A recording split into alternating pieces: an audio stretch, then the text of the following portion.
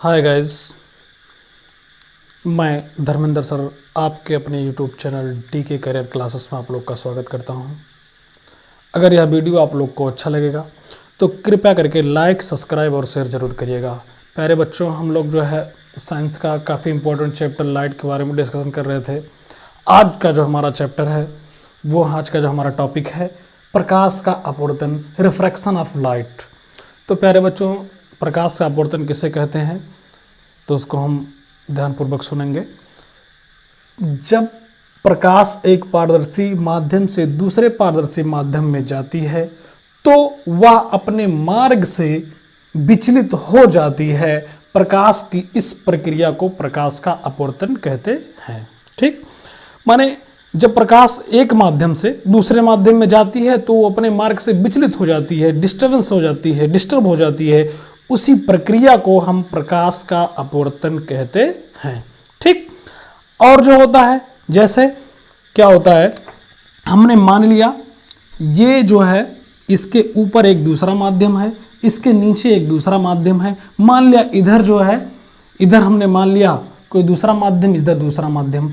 और माध्यम जो होता है प्यारे बच्चों दो प्रकार के होते हैं। पहला नंबर क्या होता है, एक होता है सघन माध्यम, एक क्या होता है विरल माध्यम। अब सघन माध्यम किसे कहते हैं उसके बारे में हम जानेंगे और विरल माध्यम किसे कहते हैं उसे हम जानेंगे। तो सघन माध्यम वह होता है जिस माध्यम का अपवर्तनांक ज्यादा होता है उसे सघन माध्यम कहते हैं, और जिस माध्यम का अपवर्तनांक कम होता है उसे हम क्या कहते हैं, विरल माध्यम कहते हैं। ठीक, तो प्यारे बच्चों इस तरह से दो माध्यम होता है। और मान लेते हैं ये हमारा जो है विरल माध्यम है, विरल माध्यम। ठीक, विरल माध्यम इसका अपवर्तनांक हमने n1 ले लिया। ठीक, इसका अपवर्तनांक हमने कितना ले लिया, n1 ले लिया। इसी प्रकार से इसके नीचे दूसरा माध्यम है, इसको हमने सघन माध्यम ले लिया, सघन माध्यम। ठीक, माध्यम। ठीक, इसको इंग्लिश में हम क्या कहेंगे, इसको हम कहते हैं रेरर मीडियम।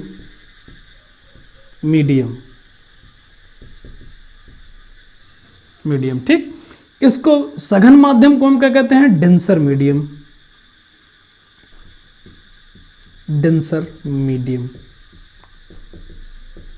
और इसके अपवर्तनांक को हमने n1 माना है तो इसके अपवर्तनांक को हमने क्या मान लिया, n2 मान लिया। तो प्यारे बच्चों आप जानते हैं कि इधर हमने विरल माध्यम लिया, इधर हमने क्या ले लिया, सघन माध्यम ले लिया। और जब प्रकाश एक माध्यम से दूसरे माध्यम में जाती है तो अपने मार्ग से विचलित हो जाती है। इसी प्रक्रिया को हम क्या कहते हैं, अपवर्तन कहते हैं, प्रकाश का अपवर्तन कहते हैं। तो प्यारे बच्चों और इस सतह पे अगर हम लंबवत कोई लाइन खींच देते हैं तो इसे उसका क्या कहते हैं, अभिलंब कहते हैं। ये क्या होता है प्यारे बच्चों, अभिलंब, जिसे हम क्या कहते हैं, नॉर्मल कहते हैं। ठीक, अब क्या होता है, ये प्रकाश विरल माध्यम से होकर के कुछ इस तरह से आ रही थी, इस तरह से। ठीक, मान लेते हैं यहां से ये आई कोण बनाती हुई आ रही थी, और ये किरण अगर ये विरल माध्यम जो था वही माध्यम अगर ये होता तो ये किरण कुछ इस तरह से आगे निकल जाती। लेकिन क्या होता है, जब माध्यम चेंज होता है तो प्रकाश क्या करती है, अपने मार्ग से विचलित हो जाती है। और इसी प्रक्रिया को हम क्या कहते हैं, अपवर्तन कहते हैं। ठीक, तो कंडीशन, प्रकाश का विचलन जो होता है दो प्रकार से होता है। अगर प्रकाश जो है विरल माध्यम से सघन माध्यम में जाती है तो वह जो होता है ये हमारा अभिलंब होता है, अभिलंब की तरफ क्या होती है, झुक जाती है। माने इस किरण को जाना चाहिए था इस तरह से, लेकिन यह क्या करती है, उधर से सीधे ना होकर के जाती है, बल्कि क्या होती है, अभिलंब की तरफ झुक जाती है। तो कुछ इस तरह से चली जाती है। इसी प्रक्रिया को, इसी प्रकाश के इसी डिस्टर्बेंस को हम क्या कहते हैं, प्रकाश का अपवर्तन कहते हैं। ठीक, तो प्यारे बच्चों ये वाले कोण को, ये आपतित किरण होती है, आपतित किरण और अभिलंब के बीच बने कोण को क्या कहते हैं, आपतन कोण कहते हैं। तथा और जो ये अपवर्तित किरण हुई, अपवर्तित किरण और अभिलंब के बीच बने कोण को हम क्या कहते हैं, अपवर्तन कोण कहते हैं। इसको हम क्या कहेंगे, अपवर्तन कोण कहते हैं। ठीक, और जो आपतित किरण और विलंब के बीच में जो कोण बनता है उसे हम क्या कहते हैं? आपतन कोण कहते हैं, आपतन कोण कहते हैं। ठीक, तो इस तरह से हमें प्यारे बच्चों यहाँ हमें याद रखना है कि जब प्रकाश विरल माध्यम से सघन माध्यम में जाएगी तो वो अभिलंब की तरफ झुक जाएगी। और दूसरा ये होता है कि हमेशा सघन माध्यम का जो अपवर्तनांक होता है वो विरल माध्यम के अपवर्तनांक से ज़्यादा होता है। यानी कि यहाँ क्या हुआ, यहाँ ये हुआ कि N2 is greater than N1, माने ये जो हमारा माध्यम सघन माध्यम है इसका अपवर्तनांक क्या है? ज़्यादा है। तो इस तरह से अगर विरल माध्यम से सघन माध्यम में जाती है किरण तो विलंब की तरफ झुक जाती है। और दूसरा हमारा जो अपवर्तन होता है कुछ इस तरह से होता है, जैसे मान लेते हैं ये हमारा इस तरह से हमने एक जो है एक तल खींचा जो दोनों माध्यमों को अलग कर रहा है, और अब की बार इसको हम सघन माध्यम मान ले रहे हैं। सघन माध्यम इस ये हुआ, और इसको हम क्या मान ले रहे हैं? विरल माध्यम मान ले रहे हैं, विरल माध्यम। ठीक, और माध्यम मान ले रहे हैं। तो क्या होता है, और हम यहाँ से इसके लंबवत जो है अभिलंब खींचा हमने, ये हुआ हमारा अभिलंब। और अब की बार क्या होगा कि जब किरण विरल माध्यम से सघन माध्यम में जा रही थी तो अभिलंब की तरफ क्या हुई? झुकी। लेकिन जब सघन माध्यम से विरल माध्यम में किरण जाएगी तब क्या होगा उसको हम देखेंगे। तो ये क्या हुआ, मान लेते हैं ये हमारी किरण कुछ इस तरह से आई, इस तरह से इंसिडेंट हुई, और इसे हम इंसिडेंट रे कहेंगे, आपतित किरण कहेंगे। आपतित किरण और अभिलंब के बीच बने कोण को आई, जिसे हम आपतन कोण कहते हैं। और ये किरण अगर माध्यम अलग अलग ना होते तो ये किरण इस तरह से सीधे आगे निकल जाती, लेकिन माध्यम अलग होने के नाते ये किरण के मार्ग में डिस्टर्बेंस आएगा, अपवर्तन होगा। अपवर्तन के नाते जब सघन माध्यम से विरल माध्यम में किरण जाती है तो वो क्या करती है? अभिलंब से दूर हट जाती है। तो दूर हट करके कुछ इस तरह से निकल जाती है, और ये वाला जो पूरा कोण बनेगा आपकी बार ये क्या होगा? अपवर्तन कोण होगा। ठीक, तो प्यारे बच्चों बहुत ही इंपॉर्टेंट चैप्टर है, इसको आप बिल्कुल याद रखेंगे इस टॉपिक को कि प्रकाश का अपवर्तन क्या होता है। जब प्रकाश विरल से सघन में जाती है तब किरण जो होती है वो उसका अपवर्तन जब होता है तो अभिलंब की तरफ झुक जाती है, और जब सघन से विरल में जाती है तो किरण क्या करती है? अभिलंब से दूर हट जाती है। तो ये हमको ध्यान रखना होगा। ठीक, और इसका एक तीसरा कंडीशन है। तीसरा कंडीशन ये है प्यारे बच्चों कि जब हम यहाँ पे ये इसका अपवर्तनांक N1 हमने N2 यहाँ ले लिया है और N1 हमने यहाँ लिया था, तो अब की बार भैया सघन यही है तो फिर क्या है? N2 is greater than N1 है, इसीलिए क्या हुआ है? अब की बार सघन से विरल में गया है तो विलंब से दूर हट गया है। और अगर मान लेते हैं कि जैसे अगर हमने माध्यम तो अलग अलग ले लिया, मान ला हमने कि माध्यम अलग अलग ले लिया, तीसरा इसमें कंडीशन ये होता है कि अगर हम माध्यम अलग अलग ले लें और उस किरण को जो है ऐसा करें कि अभिलंब से होता हुआ उस किरण को भेजें तो क्या होता है उसको ध्यान में रखना बहुत जरूरी होता है। जैसे मान लेते हैं ये एक सतह हुआ, ये जो होता है दोनों माध्यमों को अलग अलग कर रहा है। ये N1 हुआ, ये क्या हुआ? N2 हुआ। इसको हम विरल माध्यम मान ले रहे हैं, विरल माध्यम। ठीक, जिसका अपवर्तनांक क्या है? N1 है। इसको हमने मान लिया सघन माध्यम, जिसका अपवर्तनांक क्या हमने ले लिया है? N2 ले लिया। और ये हमारा क्या हुआ? ये हमारा इसके लंबवत जो हम खींचते हैं, ये इस सरफेस के 90 डिग्री कोण बनाता हुआ जो हम कोई लाइन खींचते हैं, इसको क्या कहते हैं? अभिलंब कहते हैं। अभिलंब, जिसे इंग्लिश में हम क्या कहते हैं? नॉर्मल कहते हैं। अभी हमने बताया नॉर्मल कहते हैं। ठीक, अभी हमने अभिलंब से कुछ कोण बनाती हुई किरण को हमने डाला, और जब विरल से सघन में गया तो अभिलंब की तरफ झुका, और सघन से जब विरल में आया था तो अभिलंब से दूर हटा था।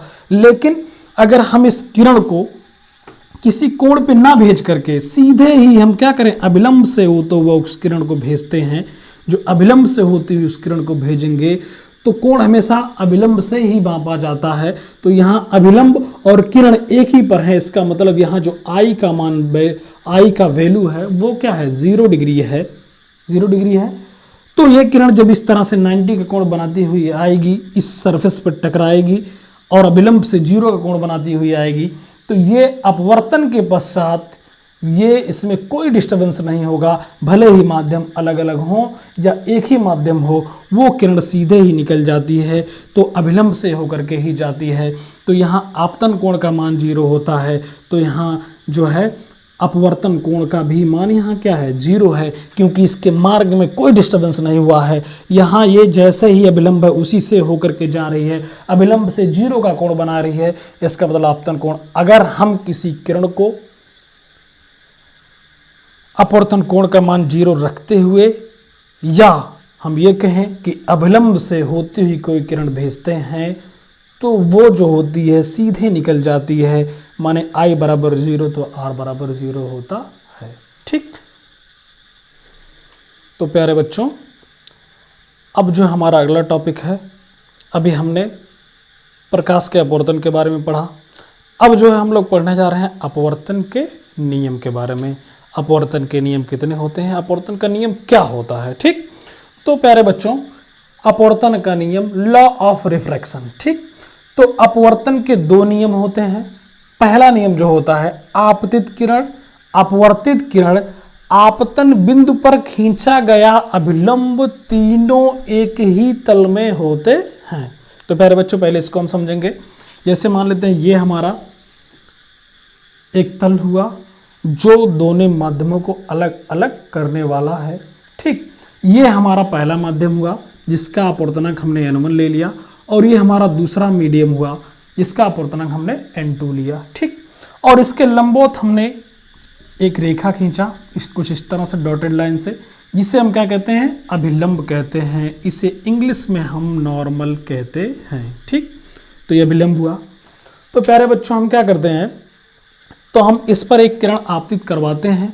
मान लिया हमने यहाँ n2 जो है, n2 is greater than n1 है। क्या है यहाँ भैया, n2 is greater than n1। अगर n2 is greater than n1 है तो इसका मतलब ये सघन माध्यम, ये क्या होगा, विरल माध्यम होगा। ठीक, अब हम क्या करते हैं, यहाँ से एक किरण इंसिडेंट करवाते हैं। तो हमने यहाँ से एक किरण इंसिडेंट करवाया कुछ इस तरह से, जो यहाँ से I का कोण बना रही है, आपतन कोण I है। ठीक, अब इस किरण को जाना चाहिए था स्टेट कुछ इस तरह से जाना चाहिए था, लेकिन माध्यम अलग होने के नाते विरल से सघन में जा रही है। अगर इसका मीडियम ज़्यादा है तो ये क्या हुआ, सघन मीडियम, और ये क्या हो गया, विरल माध्यम हुआ। तो जब विरल से सघन में जाती है तो अभिलंब की तरफ क्या होगी, झुक जाएगी। तो कुछ इस तरह से होकर के जाएगी और यहाँ बनेगा कोण हमारा R। ठीक, तो ये हुआ आपतित किरण, यह हुआ अपवर्तित किरण, ये हमारा क्या हुआ, अभिलंब हुआ। और ये जो पॉइंट जहाँ पे हमारी ये किरण इंसिडेंट होती है, इंसिडेंट होकर के क्या होती है, रिफ्लेक्शन होता है।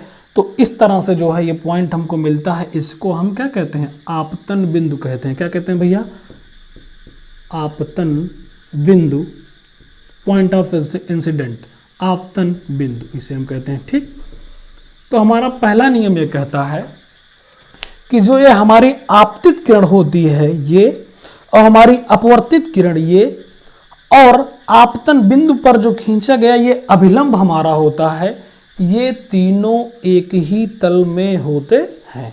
ठीक प्यारे बच्चों, अब कैसे होते हैं, जैसे ये हमारी किरण आई इस ब्लैक बोर्ड से होती हुई, ये किरण आई और अपवर्तन के पश्चात इसी ब्लैक बोर्ड से होकर के गई, मतलब ये इसी तल में है।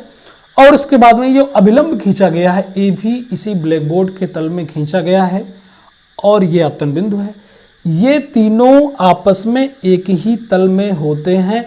ऐसा नहीं होता है कि आपतित किरण यहाँ से आई और बाहर गई या अंदर चली गई, वो उसी तल में ही रहती है। तो अपवर्तन का पहला नियम यही होता है कि आपतित किरण, अपवर्तित किरण, आपतन बिंदु पर खींचा गया अभिलंब, तीनों एक ही तल में होते हैं। ठीक प्यारे बच्चों, तो आपको समझ में आया होगा कि दोनों एक ही तल में होते हैं। तो प्यारे बच्चों, तो हमें पहला नियम हमने पढ़ा, और दूसरा नियम क्या होता है, दूसरा नियम हम पढ़ेंगे। दूसरा नियम, एक निश्चित तरंग दैर्घ्य के लिए, एक निश्चित तरंग दैर्घ्य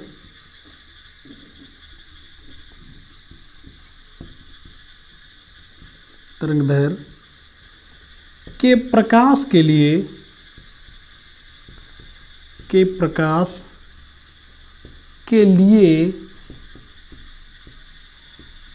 आपतन कोण की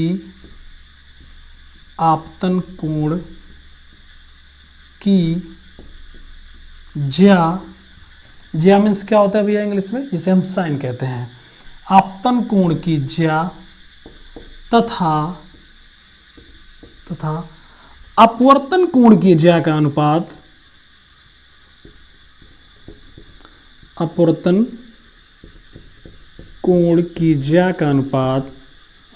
कोण की ज्या का अनुपात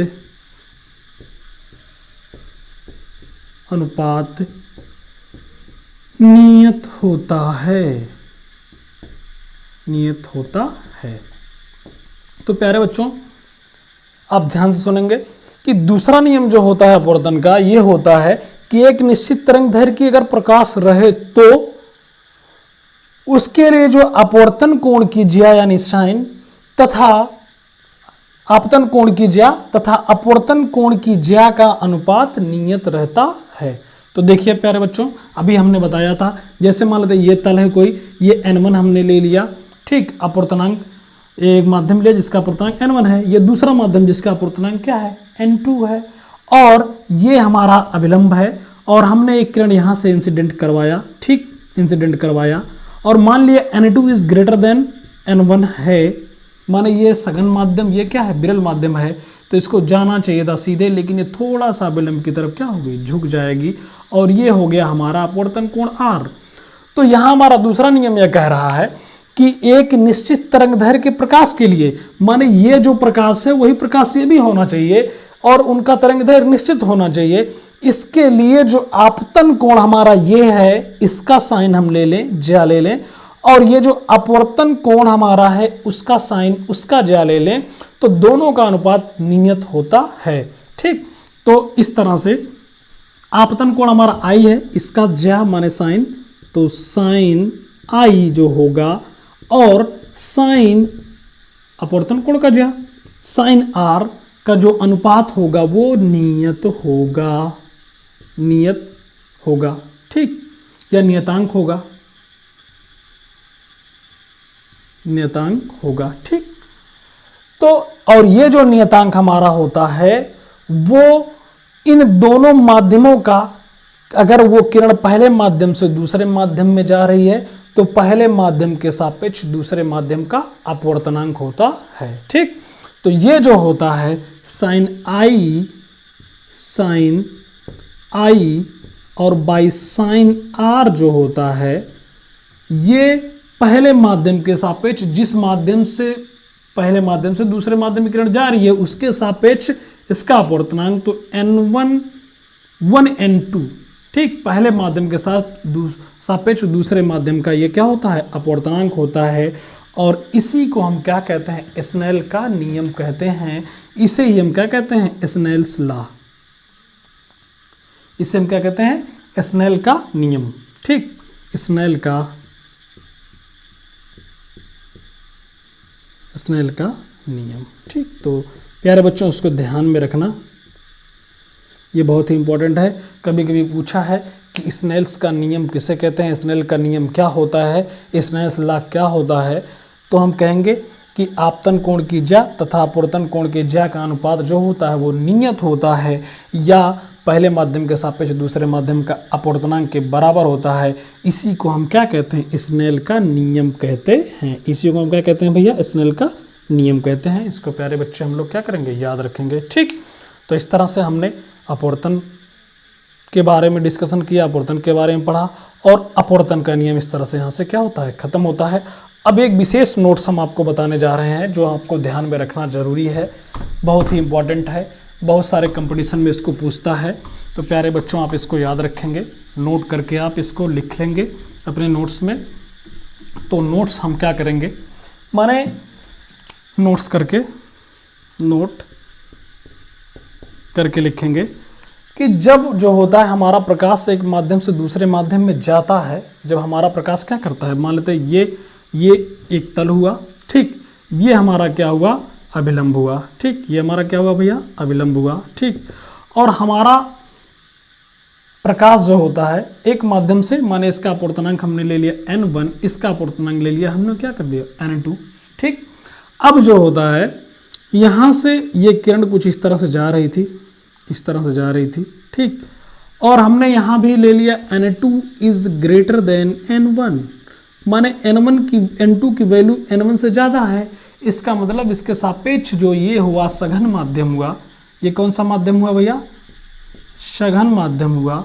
और ये क्या हुआ भैया, विरल माध्यम हुआ, विरल माध्यम। ठीक, इसके सापेक्ष वो विरल है। ठीक, तो ये क्या होगा, ये किरण सीधे जाना चाहिए था, लेकिन जब विरल से सघन में प्रकाश जाता है तो अभिलंब की तरफ झुक जाता है, इस तरह से ना जा करके कुछ हुए इस तरह से चला आएगा। और ये आई हुआ, ये क्या हुआ, हमारा अपवर्तन कोण आर हुआ। ठीक, तो हमारा किरण जब एक माध्यम से दूसरे माध्यम में जाता है तो क्या क्या बदलता है, क्या क्या चीज़ें नहीं बदलती है, इस चीज़ को काफ़ी इंपॉर्टेंट जान करके, नोट्स जान करके इसको आप लिखेंगे और इसको ध्यान में रखेंगे। बहुत सारे कंपटीशन में पूछा है, बार बार पूछा है, तो इसमें ध्यान रखेंगे क्या क्या चेंज होता है।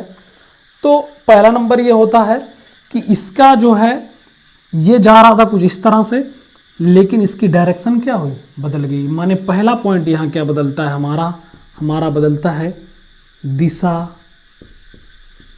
प्रकाश की क्या होती है, दिशा बदल जाती है, दिशा बदल जाती है, दिशा बदलती है। नंबर 2 क्या बदलता है भैया, अगर वो मान लेते हैं एक माध्यम से दूसरे माध्यम में जा रहा है, जैसे हमने वायु में से, हमारा वायु एक अलग माध्यम है और हमारा जो है जल एक अलग माध्यम है। अगर हम वायु में किसी स्पीड से जा रहे हैं, अगर हम जल में उसी स्पीड से नहीं जा पाएंगे, हमारी स्पीड चेंज हो जाएगी। उसी प्रकार से प्रकाश की स्पीड भी क्या होती है, चेंज होती है। माने इसका वेग कहो या इसकी चाल कहो, वो क्या होती है, बदल जाती है। तो हम कहेंगे इसका वेग भी क्या होता है, बदल जाता है, वेग बदल जाता है। ठीक, और क्या होता है, और ये जो होती है इसकी तरंग दैर्घ्य भी क्या होगी, बदल जाएगी। जब वेग बदल जाएगा तो इसकी तरंग दैर्घ्य भी बदल जाएगी। तो यहाँ से ये हो जाएगा, पहला दिशा बदलती है, दूसरा वेग बदलता है, और तीसरा जब एक माध्यम से दूसरे माध्यम में प्रकाश जाता है तो तीसरा क्या हमारा बदलता है, तीसरा उसकी तरंग दैर्घ्य बदल जाती है, तरंग दैर्घ्य बदल जाती है। ठीक, अब उसके बाद में जो होता है हमारा तरंग दैर्घ्य बदल जाती है यहाँ से। तो इन तीनों चीज़ों को आप अपने दिमाग में रखेंगे। बहुत सारे कंपटीशन में उनको पूछा है कि जब प्रकाश एक माध्यम से दूसरे माध्यम में जाता है तो क्या क्या चीज़ें बदलती हैं, क्या क्या चीज़ें नहीं बदलती हैं। तो बदलती हमारी कौन कौन सी चीज़ें हैं, हमारी ये तीनों चीज़ें, प्रकाश की दिशा बदल जाती है, प्रकाश का वेग बदल जाता है, प्रकाश की तरंग दैर्घ्य बदल जाती है। ठीक, लेकिन क्या होता है, उसकी आवृत्ति नहीं बदलती है। ये ध्यान में रखेंगे आप कि आवृत्ति उसकी नहीं बदलती है, आवृत्ति नहीं बदलती है, आवृत्ति वही रहती है, आवृत्ति नहीं बदलती है, नहीं बदलती है, बदलती है। ठीक, तो प्यारे बच्चों इस नोट्स को आप याद रखेंगे कि उस क्या क्या चीज़ें बदलती हैं, क्या क्या चीज़ें नहीं बदलती है। प्रकाश की उत्क्रमणीयता माने रिवर्सिबिलिटी ऑफ लाइट, माने प्रकाश जो होता है वो जो होता है वो रिवर्सिबल होता है। जैसे क्या होता है, पहला ये हम जैसे ये हमारा कोई एक सतह है जो इन दोनों मीडियम को अलग अलग मीडियमों को अलग अलग कर रहा है। ठीक, जैसे ये हमारा n1 अपवर्तनांक वाला माध्यम है, ये हमारा क्या है n2 अपवर्तनांक वाला मीडियम है या माध्यम है। ठीक, और यहाँ से हमने विलंब खींचा, लंबवत इस तरह से विलंब हमने खींचा। ठीक, अब हम क्या करते हैं, यहाँ से एक किरण हमने इंसिडेंट करवाया। ठीक, कुछ इस तरह से जाना चाहिए था इसको सीधे, लेकिन ये क्या करती है, यहाँ हमने n2 को n2 is greater than n1 ले लिया। ठीक, माने n2 जो है सघन माध्यम है पहले माध्यम के सापेक्ष। ठीक, तो ये इस तरह से I पे हमने इंसिडेंट करवाया। ठीक, और इसको जाना चाहिए था कुछ इस तरह से स्टेट, लेकिन विरल से सघन माध्यम में जब प्रकाश जाती है तो अविलंब की तरफ क्या होती है, झुक जाती है। तो ये किरण सीधे ना जा करके अविलंब की तरफ झुक जाएगी और इस तरह से जाएगी, और यहाँ जो कोण बनेगा वो अपवर्तन कोण होगा, आर होगा। तो अगर हम प्रकाश को क्या करते हैं, प्रकाश के रिवर्सिबिलिटी के बारे में हमको जानना है, उत्क्रमणीयता के बारे में हमको जानना है, तो प्रकाश की उत्क्रमणीयता ये होती है प्यारे बच्चों कि अगर हम प्रकाश को विरल माध्यम से, माने माध्यम N1 वाले माध्यम N1 से हम क्या करते हैं, N2 में जब भेजते हैं तो वो I कोण पे गई और R कोण पर अपवर्तन होकर के चली गई। अगर इसी किरण को हम पुनः यहाँ से N2 माध्यम में से, सघन माध्यम से, ये हमने विरल मान लिया, विरल है ठीक, और ये क्या है, सघन है ठीक। अगर हम क्या करेंगे, इसको सघन से अगर हम फिर क्या करेंगे, अगर हम इधर सघन से फिर इसको इसी रूट से हो करके, आर कोण से हो करके उसको अगर हम भेजेंगे तो वो जब अपवर्तन उसका होगा, अपवर्तन के बाद उसी रास्ते से होती हुई उसी दिशा को क्या करेगी, जाएगी। इसका मतलब जो होता है हमारा प्रकाश क्या होता है, रिवर्सिबल होता है। और इसको हम कुछ इस तरह से इसमें अब निकाल लेते हैं। तो अगर मान लेते हैं जब प्रकाश पहले माध्यम से दूसरे माध्यम में जा रही थी, तो क्या हुआ, यहाँ स्नेल का नियम लगाएंगे। तो जब प्रकाश सघन माध्यम से विरल माध्यम सघन में जाती है, जब प्रकाश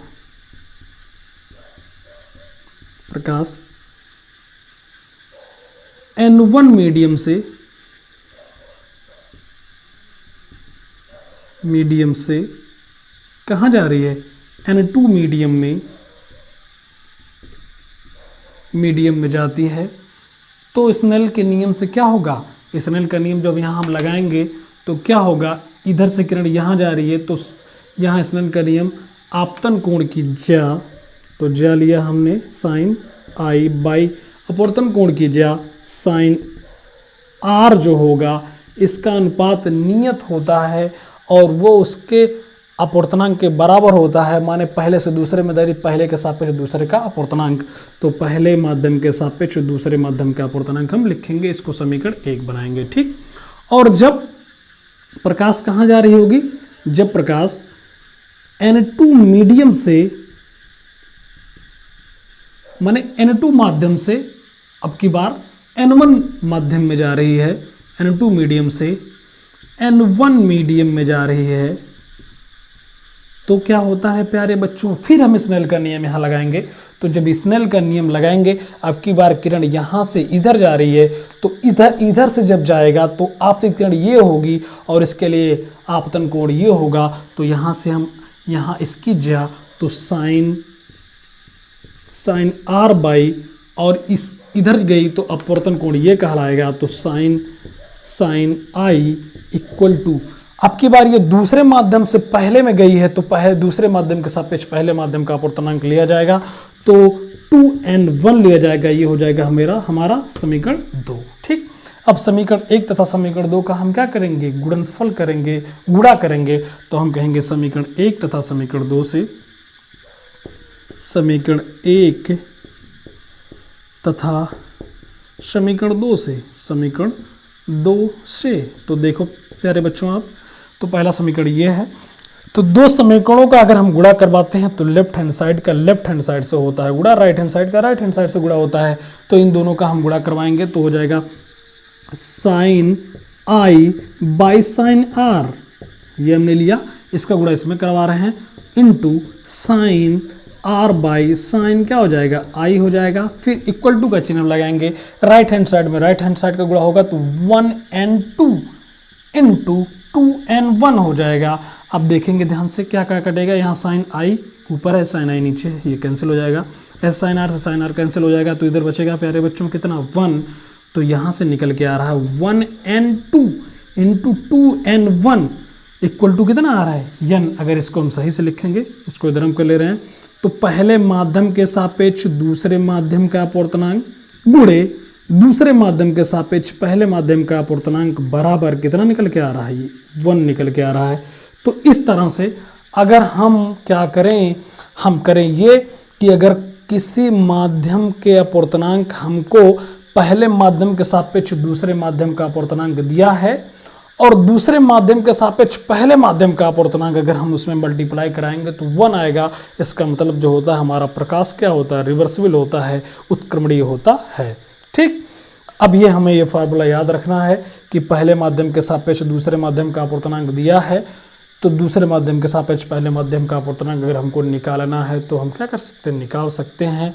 और अब इसी से अगर दो माध्यम है तो इस तरह से आ रहा है, पहले माध्यम के सापेक्ष दूसरे माध्यम का अपवर्तनांक, दूसरे माध्यम के सापेक्ष पहले माध्यम का अपवर्तनांक 1 होता है। इसी प्रकार से अगर 3 माध्यम हमको दिए रहेंगे, इसी प्रकार से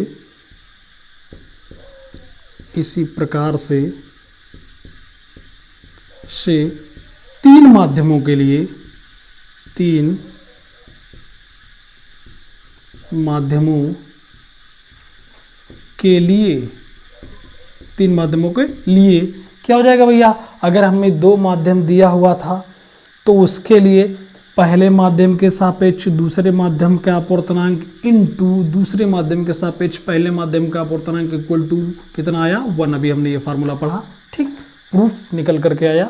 अगर 3 माध्यम हमको दिए रहेंगे तो इसी प्रकार से हम क्या करेंगे, ये हो जाएगा पहले माध्यम के सापेक्ष दूसरे माध्यम का अपवर्तनांक गुणे दूसरे माध्यम के सापेक्ष तीसरे माध्यम का अपवर्तनांक गुणे तीसरे माध्यम के सापेक्ष पहले माध्यम का अपवर्तनांक इक्वल टू कितना आएगा भैया, 1 आएगा। अगर इस तरह से हमको दिया रहेगा, हमको 2 सापेक्ष अपवर्तनांक अगर हमको पता है तो हम तीसरा निकाल सकते हैं कोई, अगर हमको एक पता है तो हम क्या कर सकते हैं, दूसरा निकाल सकते हैं। इस तरह से, इसी तरह से अगर इसी प्रकार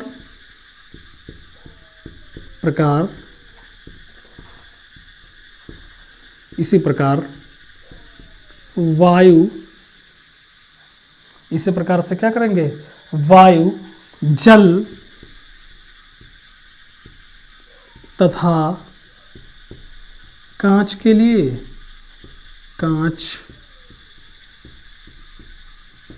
तो प्यारे बच्चों क्या हो जाएगा, अगर पहला माध्यम हमने वायु लिया, दूसरा माध्यम हमने जल लिया और तीसरा माध्यम हमने क्या ले लिया, कांच ले लिया, तो हमको निकालना हो, अगर हमको वायु के सापेक्ष जल का अपवर्तनांक गुणे जल के सापेक्ष किसका, कांच का अपवर्तनांक और कांच के सापेक्ष फिर पुनः हम वायु का अपवर्तनांक ले लेंगे तो इसका भी वैल्यू कितना आएगा, 1 आएगा।